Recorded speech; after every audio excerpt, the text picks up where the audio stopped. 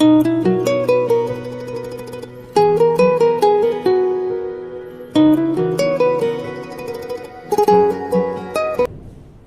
To back.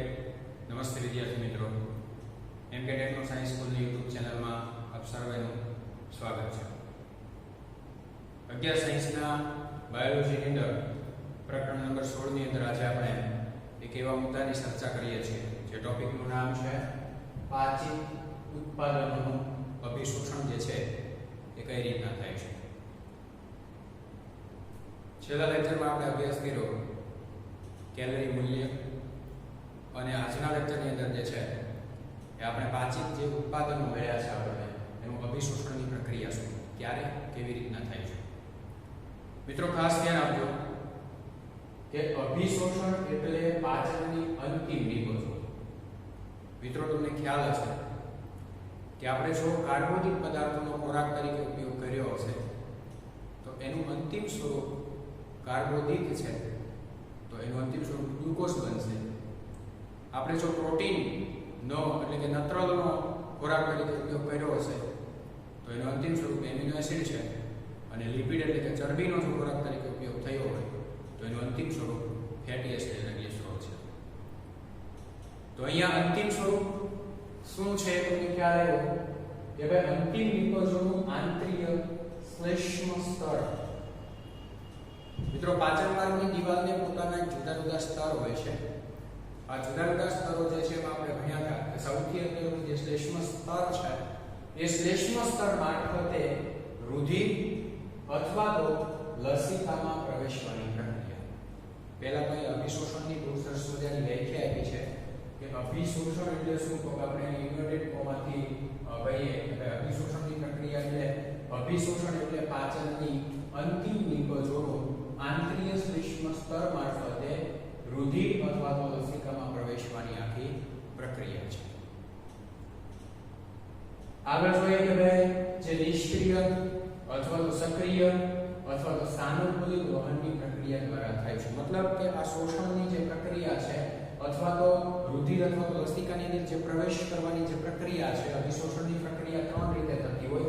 ખાસ એનો underline કરવાની છે કે અભિશોષણની પ્રક્રિયા જે છે એ કાં તો નિષ્ક્રિય રીતે થતી હશે અથવા તો કોઈ સક્રિય રીતે થતી હશે અથવા તો એને સાનુકૂલિત વહનની આવશ્યકતા રહેતી હશે. ત્રણ શબ્દ ખાસ યાદ રાખવાના છે, બરોબર, કે અભિશોષણની પ્રક્રિયા જે છે એ નિષ્ક્રિય, સક્રિય અને સાનુકૂલિત વહનની પ્રક્રિયાઓ દ્વારા થાય છે.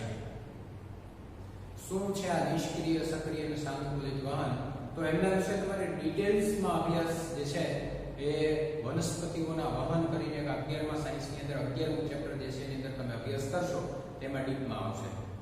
બહુ ડીપમાં આખું ચેપ્ટર જે છે આશ્રુતિની પ્રક્રિયા, અભિશોષણ, બરાબર, વનસ્પતિઓમાં પાણીનું વહન, એ સક્રિય, નિષ્ક્રિય અને સાનુકૂલિત. છતાં આપણે અહીંયા એને સમજીએ પહેલા કે ઓછી માત્રામાં ગ્લુકોઝ જેવા મોનોસેકેરાઇડ. મિત્રો ખાસ યાદ કરો કે આપણે કાર્બોદિત પદાર્થ જે છે એમાં ખાસ કરીને સ્ટાર્ચ અને માલ્ટોઝ બનતા હતા. પોલિસેકેરાઇડમાંથી ડાયસેકેરાઇડ અને આ જે ગ્લુકોઝ એક મોનોસેકેરાઇડ છે, બરોબર. એટલે કે ઓછી માત્રામાં ગ્લુકોઝ જેવા મોનોસેકેરાઇડ, એમિનો એસિડ જે કોનો અંતિમ સ્વરૂપ છે તો કે પ્રોટીનનું, અને કેટલાક ક્લોરાઇડ આયન, બરોબર. ક્લોરાઇડ આયન એટલે તમને ખ્યાલ પડે કે આપણે નમક ખાઈએ તો એમાં NaCl, એમાંથી જે ક્લોરાઇડ આયન જેવા ઇલેક્ટ્રોલાઇટ્સ, આગળ તમારા શબ્દ જે છે યાદ ગયેલો છે ઇલેક્ટ્રોલાઇટ્સ એટલે કેટલાક એવા આયનો, બરોબર. સમજાય છે? ઇલેક્ટ્રોલાઇટ્સ એટલે કેટલાક એવા આયનો. એટલે ફરી વખત વાત કરીએ છે કે ઓછી માત્રામાં ગ્લુકોઝ જેવા મોનોસેકેરાઇડ, એમિનો એસિડ, બરોબર, અને કેટલાક ક્લોરાઇડ આયન જેવા ઇલેક્ટ્રોલાઇટ્સ સામાન્ય રીતે સાદા પ્રસરણ દ્વારા શોષાય છે. પહેલા તો પ્રસરણ એટલે શું? તો કે કોઈ પણ દ્રવ્યના અણુ પોતાના વધારે સંકેન્દ્રણ વાળા વિસ્તારથી પોતાના ઓછા સંકેન્દ્રણ વાળા વિસ્તાર તરફ ગતિ કરી જાય છે. આ ઘટનાને પ્રસરણ કહેવામાં આવે. હવા હંમેશા વધારે દબાણથી ઓછા દબાણ તરફ વહન પામે. એ જ રીતના કોઈ પણ દ્રવ્યના અણુ, મતલબ કે ગ્લુકોઝ હોય કે એમિનો એસિડ હોય કે ક્લોરાઇડ આયન હોય, બરોબર, એના અણુ પોતાના વધારે જથ્થાથી ઓછા જથ્થા તરફ જે છે એ વહન કરવાની આખી પ્રક્રિયા એને પ્રસરણ કહેવાય. તો લગભગ એ સામાન્ય રીતે સાદા પ્રસરણ દ્વારા શોષાય છે. મિત્રો નીટની અંદર કે ગુજકેટની અંદર કે આપણે બોર્ડની એક્ઝામની અંદર જો MCQ પૂછાય તો ખાસ યાદ રાખજો કે નીચેનામાંથી છે તો યાદ રાખજો ગ્લુકોઝ જેવા મોનોસેકેરાઇડ એમિનો એસિડ અને કેટલાક ક્લોરાઇડ આયનો જેવા ઇલેક્ટ્રોલાઇટ્સ બરોબર કે જે સાદા પ્રસરણ દ્વારા સામાન્ય રીતે શોષાય છે તો આ પદાર્થોનું રુધિરમાં પ્રવેશ બરોબર જેને આપણે અભિશોષણ તરીકે ઉલ્લેખ કર્યો છે અભિશોષણની વાત જુઓ રુધિર અથવા લસિકામાં પ્રવેશવાની પ્રક્રિયા એટલે અભિશોષણ તો અહીંયા જે ગ્લુકોઝ છે એમિનો એસિડ છે અને ક્લોરાઇડ જેવા આયનો જે છે એનું રુધિરમાં પ્રવેશવું તે સાંદ્રતા ઢોળાશ ઉપર આધારિત છે સાંદ્રતા ઢોળાશ એટલે જેમ હમણાં જ વાત કરી કે વધારેથી ઓછા તરફ સાંદ્રતા ઢોળાશ એટલે શું હંમેશા આ પ્રકારના જે દ્રવ્યો છે બરોબર ખાસ કરીને રુધિરમાં પ્રવેશવા માટે સાંદ્રતા ઢોળાશનો ઉપયોગ કરે છે મતલબ કે ક્યાંથી ક્યાં તો વધારેથી ઓછા તરફ વહન કરવાનો હંમેશા પ્રયત્ન કરે છે એટલે કે કેટલાક ઘટકો જે છે એ સામાન્ય રીતે સાંદ્રતા ઢોળાશ ઉપર આધારિત છે તેમ છતાં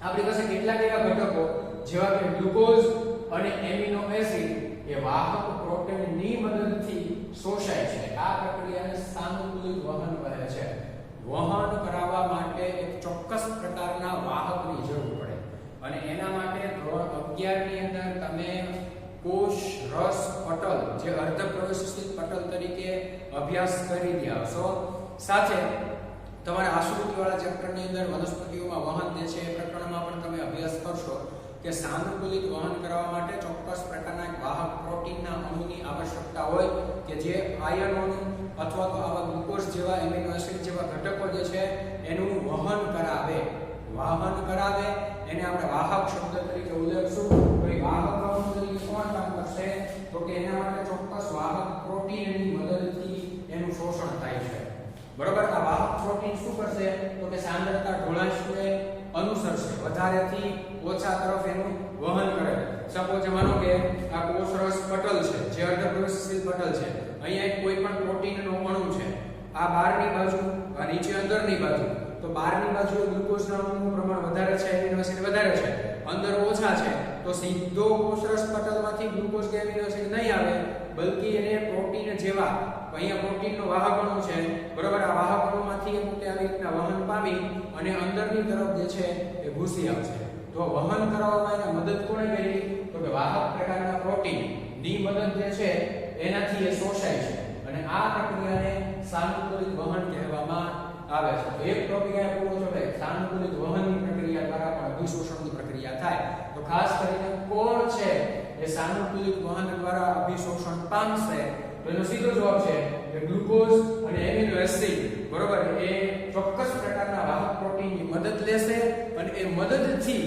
પોતે અભિશોષણની પ્રક્રિયા એટલે શોષણ થાય છે આ પ્રક્રિયાને સાનુકૂલિત વહન તરીકે મિત્રો ખાસ રાખજો શું શબ્દ આવ્યો છે કે સાનુકૂલિત વહન તરીકે ઓળખવામાં આવે છે અથવા તો સમજાવી શકાય છે ઓકે આગળ જોઈએ ધારો કે આપણે પાણીનું વહન જે છે એ આશ્રુતિના ઢોળાશ પર આધારિત છે આશ્રુતિનો ઢોળાશ એટલે પાણી હંમેશા ક્યાં જાય વધારે જથ્થાથી પોતાના ઓછા જથ્થા તરફ જશે પાણીનો નિયમ છે મેલે બરોબર પાણી હંમેશા પોતાના વધારે જથ્થાથી ઓછા જથ્થા તરફ વહન પામે તો સિમ્પલ છે કે પાણીનું વહન આશ્રુતિ ઢોળાશ પર આધાર રાખે છે મિત્રો ખાલી આશ્રુતિની વ્યાખ્યા તમને સમજાવું અથવા બોલી સંભળાવું છું આગળ તમને ભણવામાં આવશે ત્યાર પછી ડીપમાં જોઈશું બે અસમાન સાંદ્રતા અથવા તો બે જુદી જુદી સાંદ્રતા ધરાવતા દ્રાવણની વચ્ચે જ્યારે અર્ધ પ્રવેશશીલ પટલ મૂકવામાં આવે તો મંદ સાંદ્રતા ધરાવતા દ્રાવણમાંથી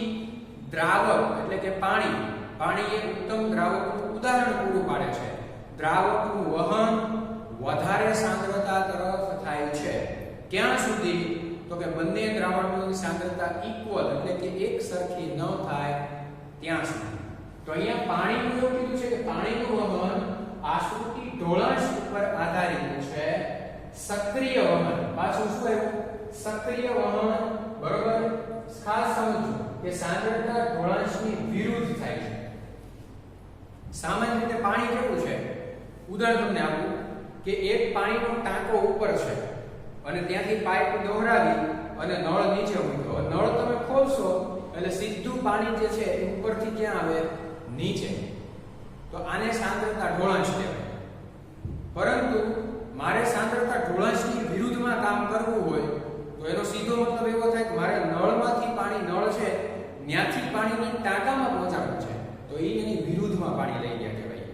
જેવી રીતના વનસ્પતિમાં જલવાહક પેશી પાણીનું વહન મૂળથી પ્રકાંડ અને પ્રકાંડથી પર્ણ સુધી કરાવે તો એને કહેવાય કયું પ્રકારનું વહન? તો કે સાંદ્રતાની ઢોળાંશની વિરુદ્ધમાં વહન. અને એ વિરુદ્ધમાં વહન કરવું હોય તો એને શક્તિની જરૂર પડે. પાણીને ઉપર ચડાવવા માટે આપણે પંપ કે સબમર્સિબલ મોટરનો ઉપયોગ કરીએ અને એને શરૂ કરવા માટે ઊર્જા વાપરીએ છીએ તો શક્તિની જરૂર પડે છે. તો શક્તિની જરૂર પડે એમ વિવિધ પોષક ઘટકો જેવા કે એમિનો એસિડ, ગ્લુકોઝ જેવા મોનોસેકેરાઇડ અને સોડિયમ પ્લસ જેવા ઇલેક્ટ્રોલાઇટ્સનું રુધિરમાં શોષણ આ પ્રક્રિયા દ્વારા થાય છે. કઈ પ્રક્રિયા દ્વારા? ઊર્જા આપવાની પ્રક્રિયા દ્વારા. સામાન્ય રીતે આપણે ભણી ગયા કે ઊર્જા જે છે એ કોષમાં ઊર્જાનું ચલણ એટીપી છે, એડિનોસાઇન ટ્રાઇફોસ્ફેટ. આપણને આપણા ખોરાકમાંથી ઊર્જા મળે છે. આપણે શું કામ ખાઈએ છીએ અથવા શા માટે ખોરાક ગ્રહણ કરીએ છીએ? તો એના પાછળનું કારણ એક જ છે, ઊર્જા પ્રાપ્ત કરવા માટે. કેલરી મૂલ્ય ભણ્યા છીએ લાસ્ટ લેક્ચરમાં કે કેમ શેમાંથી કેટલી કેલરી બરોબર મળે છે. તો અહીંયા વાત આવે છે કે પાણીનું વહન આશ્રુતિ ઢોળાંશ ઉપર આધારિત છે. સક્રિય વહન સાંદ્રતા ઢોળાંશની વિરુદ્ધમાં થાય. માટે સક્રિય વહનમાં બરોબર ઊર્જા એટલે શક્તિની જરૂર પડે છે ઉપર ચડાવવા માટે.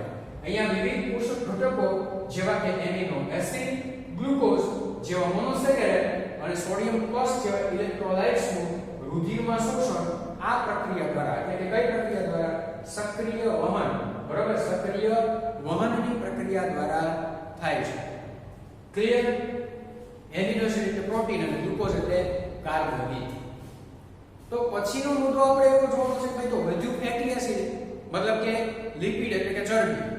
તો ફેટી એસિડ અને ગ્લિસરોલ એ અદ્રાવ્ય હોવાથી મિત્રો આ બે વસ્તુ છે પાણીમાં દ્રાવ્ય ન થઈ શકે. એમિનો એસિડ અને ગ્લુકોઝ જે પાણીમાં દ્રાવ્ય થઈ જાય બરોબર એટલે પાણીની સાથે જે વહન જે છે એ વિરુદ્ધ દિશામાં પણ થઈ શકે અને શક્તિની આવશ્યકતા થઈ જાય. પણ અહીંયા ફેટી એસિડ અને ગ્લિસરોલ એ પાણીમાં અદ્રાવ્ય હોવાને કારણે રુધિરમાં શોષી શકાતા નથી. તો તેથી સૌપ્રથમ તે નાના બિંદુઓ સાથે સંમિલિત થઈ અને આંતરડાના શ્લેષ્મ સ્તરમાં પ્રવેશે છે. આંતરડાની દિવાલનું સૌથી અંદરનું સ્તર શ્લેષ્મ સ્તર. તો આપણે ચરબીનું તૈલોલીકરણ આપણે ભણી ગયા છીએ કે ચરબીના ઘટકોનું નાના ગોળકોમાં રૂપાંતર થવાની આખી સમગ્ર જે પ્રક્રિયા છે આ પ્રક્રિયાને આપણે ચરબીનું તૈલોલીકરણ તરીકે ઓળખીએ છીએ. તો એ પ્રક્રિયા દરમિયાન નાના અણુઓમાં રૂપાંતર થઈ અને પછી આંતરડાના શ્લેષ્મ સ્તરમાં પ્રવેશે છે જેને મિસેલ્સ કહે છે. જેને શું કહેવાય? મિસેલ્સ કહે છે. મિત્રો એક માર્કનો સવાલ થઈ જાય બરોબર કે મિસેલ્સ એટલે શું? તો ફરીથી જુઓ કે ફેટી એસિડ અને ગ્લિસરોલ એ અદ્રાવ્ય હોવાને કારણે રુધિરમાં શોષી શકાતા નથી. સૌપ્રથમ તે નાના બિંદુઓ સાથે નાના બિંદુઓ જે છે એની સાથે સંમિલિત થઈ જાય કે મિશ્રિત થઈ જાય અને આંતરડાના શ્લેષ્મ સ્તરમાં પ્રવેશ કરે. બરોબર? અને આ શ્લેષ્મ સ્તરમાં પ્રવેશ કરવાની જે પ્રક્રિયા છે બરોબર એને મિસલ્સ કહેવામાં આવે છે. હવે આ મિસલ્સ માંથી શું થાય?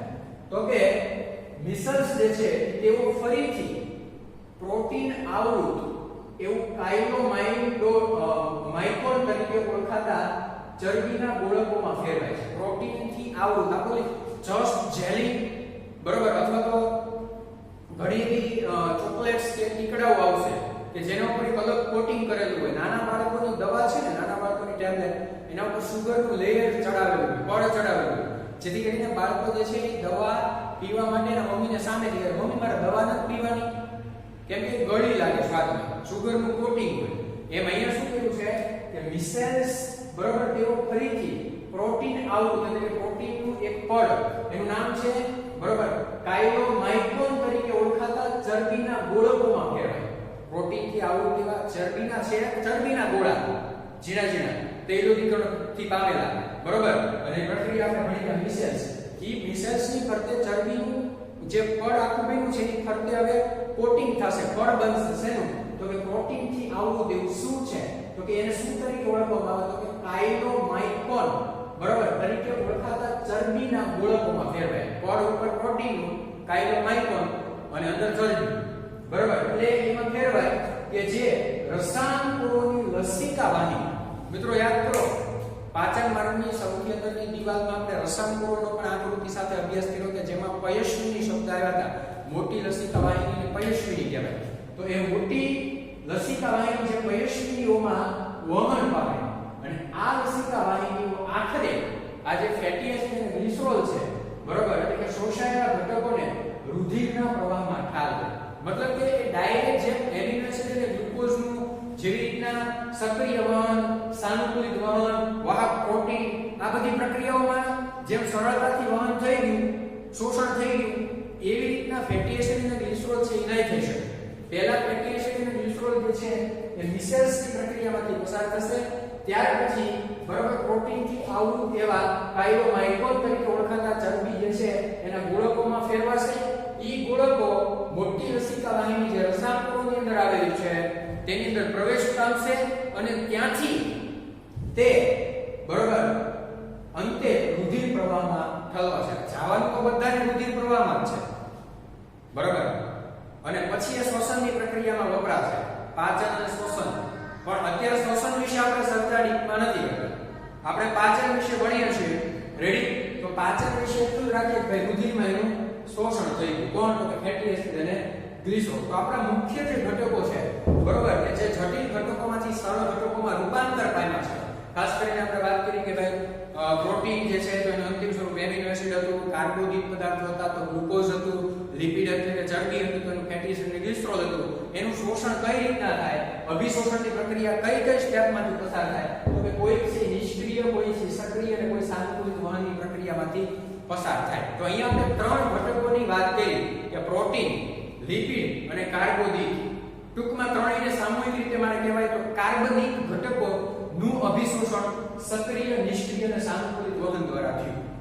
સાથે માટે આપણે એ પણ અભ્યાસ કરવો છે કે એ સિવાયના વિટામિન્સ, મિનરલ્સ, પાણી આ બધાનું શોષણ કઈ રીતના થશે એ પણ આપણે જરૂરી છે શરીર માટે બરાબર.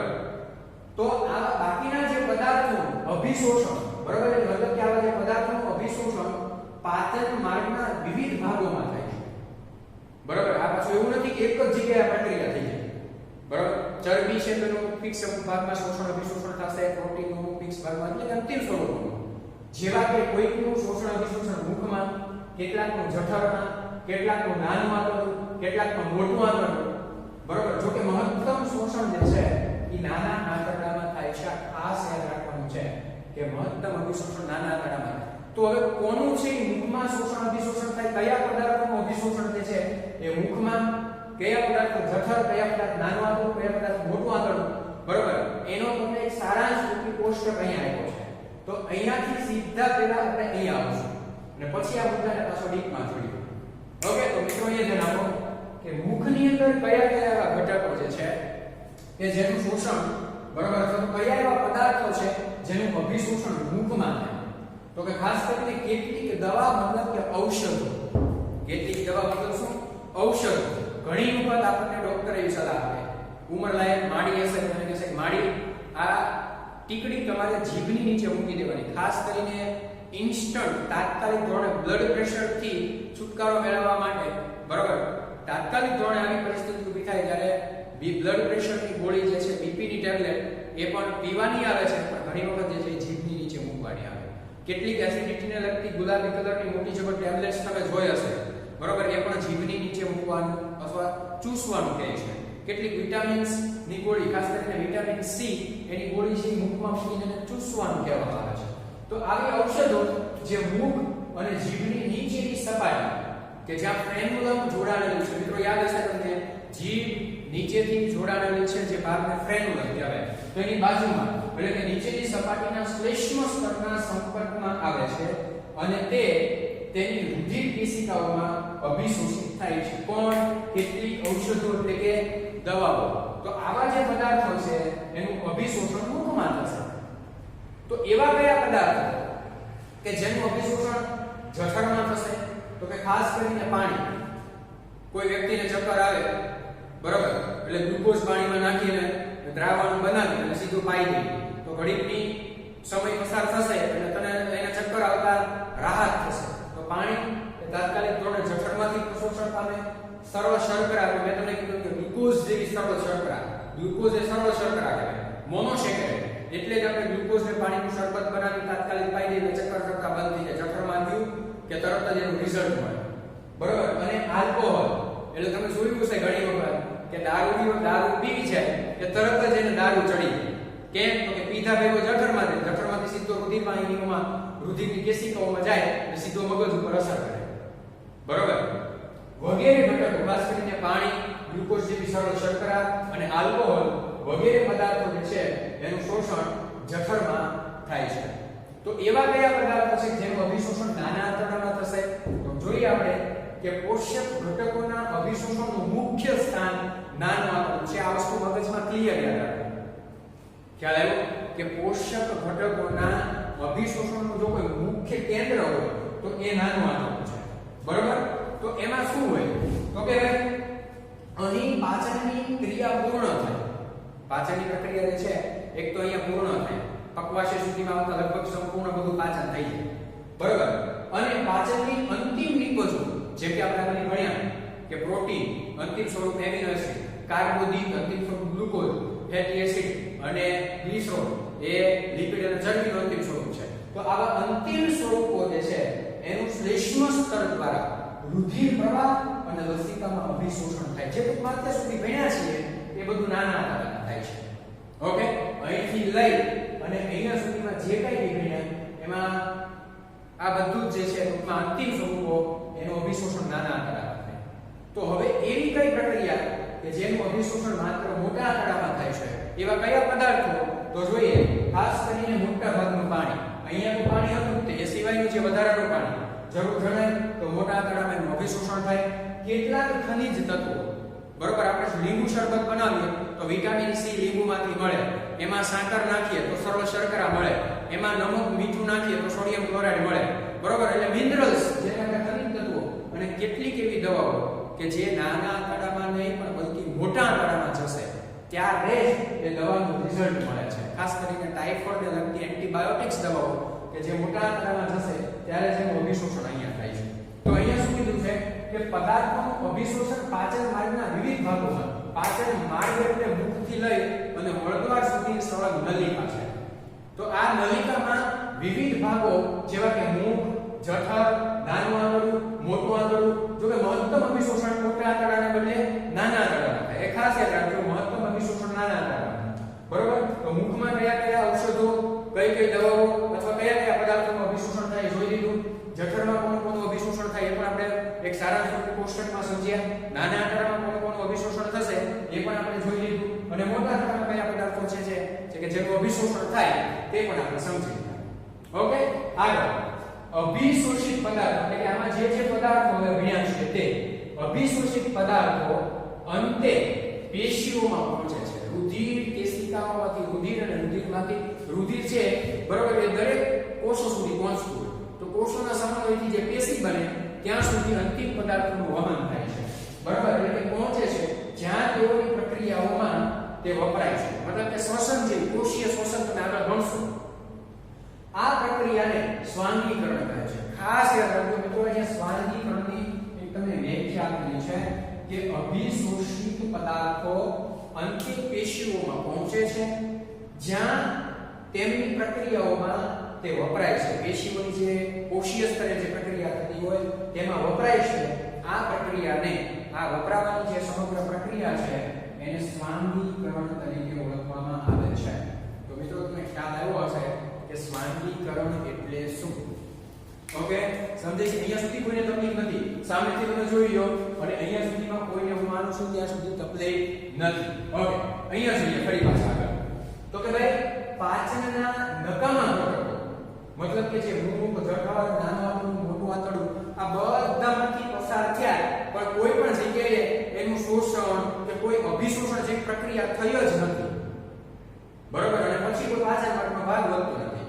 તો નકામા ઘટકો મળાશયમાં સખત થઈ અને સુસંગત મળ બને છે. મળનો આશ્રય સ્થાન એટલે મળાશય એમાં સખત એટલા માટે થાય કે મોટું આંતરડું જેમ એમાંથી પાણીને શોષતું જાય તેમ એ ઘટ થતું જાય, સખત થાય. એટલું બધું સખત નહીં કે તકલીફ પડે, બરોબર. એટલે સુસંગત મળ બને છે. જે કુદરતી ચેતાકીય પરાવર્તી ક્રિયા રિફ્લેક્સ એક્શન ન્યુરલ ચેતાતંત્રની પરાવર્તી ક્રિયા દ્વારા બરોબર શરૂ કરે છે મતલબ કે જે કુદરતી ચેતાકીય પરાવર્તી ક્રિયા શરૂ કરે છે જેથી મળત્યાગની ઈચ્છા પેદા થાય છે મતલબ એવી મળાશયથી જ્યારે ભરાય છે ત્યારે મળાશયની દિવાલો મારા જે ચેતાઓ એ એવી પ્રક્રિયાઓ શરૂ કરે કે જેથી કરીને મળત્યાગ કરવા માટેની એક ઈચ્છા પેદા થાય એટલે આપણે મેસેજ મળે કે આપણે મળત્યાગ કરવા હવે જવું પડશે બરોબર મળનો મળદ્વાર દ્વારા બહાર નિકાલ એ એક ઐચ્છિક પ્રક્રિયા છે અનૈચ્છિક નથી બરોબર આપણે એના પર કંટ્રોલ કરી શકીએ એ પ્રક્રિયા છે પણ એની પણ એક લિમિટ હોય નાના બાળકમાં જે આ પ્રકારની કંટ્રોલ કરવાની પ્રક્રિયા હજી શરૂ ન થઈ હોય એટલે ગમે તે જગ્યાએ ગમે તે સ્થળે એ મળત્યાગ કરી શકે આપણે નહીં બરોબર તો ઐચ્છિક પ્રક્રિયા છે અને તે સામૂહિક પરિસંકોચન ગતિ કોની તો કે તરંગવત સંકોચન લયબદ્ધ એ પ્રકારનું સંકોચન મળાશયની દિવાલનું આ પ્રકારનું સંકોચન થાય બરાબર એ સંકોચન દ્વારા મળત્યાગ થાય છે બાબા રામદેવ કે પોતાનું પેટ છે એનું સંકોચન અને પરિસંકોચન કરતા હોય એવી પ્રક્રિયા કુદરતી રીતે આપણા આંતરડામાં અને એમાં ખાસ કરીને મળાશયની દિવાલમાં જેને તરંગવત સંકોચન કહેવાય એટલે આખો મુદ્દો એવો કે મળનો મળદ્વાર દ્વારા બહાર નિકાલ એ એક ઐચ્છિક પ્રક્રિયા છે અને તે સામૂહિક પરિસંકોચનની ગતિ દ્વારા થાય છે બરોબર એટલે અંતે મળનો નિકાલ થાય છે આ ઘટનાને મળત્યાગ તરીકે ઓળખવામાં આવે છે તો મિત્રો આપણે પાચન માર્ગની અંદર ખાસ બહુ અગત્યના ટોપિકની ચર્ચા 16.3 પાચિક અને એવા ઉત્પાદનોનું અભિશોષણ બરોબર સરળ ઘટકો જે છે એનું કઈ રીતના અભિશોષણ થાય તો મેઇન તમારો શબ્દ યાદ રાખવાનો નિષ્ક્રિય સક્રિય સાનુકૂલિત વહન બરોબર અને સાથે અહીંયા એ સમજવાનું છે કે કયા ભાગમાં કયા ઘટકો કઈ પદાર્થોનું અભિશોષણ થાય એ પણ સારા સ્વરૂપની વાત આપણે અહીંયા કરી છે બરોબર આઈ હોપ કે તમને સમજાણું છે એક વખત ટેક્સ્ટબુકમાંથી આ આખો ટોપિક છે એને રિપીટ કરી લેજો નેક્સ્ટ લેક્ચરમાં જ્યારે આપણે મળીએ છીએ ત્યારે પાચન તંત્રને લગતી કેટલીક અનિયમિતતાઓ સાથે ચેપ્ટરને પૂર્ણ કરવાનો પ્રયત્ન કરશું ઓકે ઘરે રહો સુરક્ષિત રહો અસ્તુ જય જય ભારત વંદે માતરમ ભારત માતા કી જય થેન્ક યુ